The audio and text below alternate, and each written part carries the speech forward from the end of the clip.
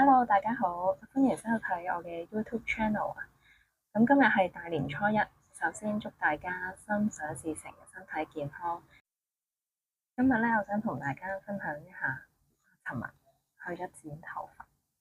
咁我係人生第一次嘅染髮，點知咧咁啱就係染衰咗。喺第一次染嘅時候咧，本身咧我就叫佢幫我染呢個酒紅色嘅。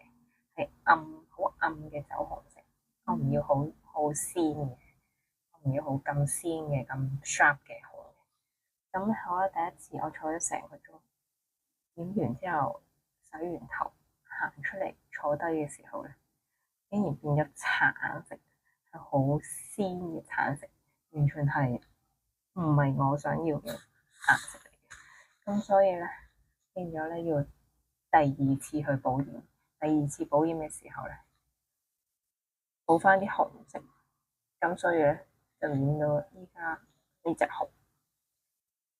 咁但係咧本身呢隻紅咧，其實亦都唔係我想要嘅色嚟嘅。本身我係想要酒紅色係暗噶嘛，而家咧呢隻紅咧喺陽光底下面咧係好 sharp 好鮮嘅紅。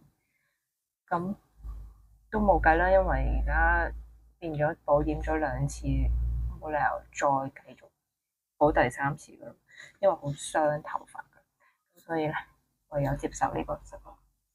而家呢個色係比較偏紅少少咯，希望佢甩翻色嘅時候可以去翻我原先想要嗰隻色。嗯嗯，依家就真係太過 sharp 啦，我唔係好想 sharp，我想低調啲。係啦，咁呢一次係我第一次染髮，亦都係我最後一次嘅染髮，因為咧，我覺得染髮真係好嘥時間，因為前後坐咗幾個鐘頭，如果仲要係唔知道佢想完嘅顏色係咪我要嘅顏色，如果一陣下次又再染嘅時候又變咗唔知咩色嘅時候，我又要再補多次，我覺得太麻煩，所以係希望佢甩色嘅時候會甩得好睇啲。咁我今日分享嘅影片就到呢一度啦，下次再繼續收睇我嘅影片啦。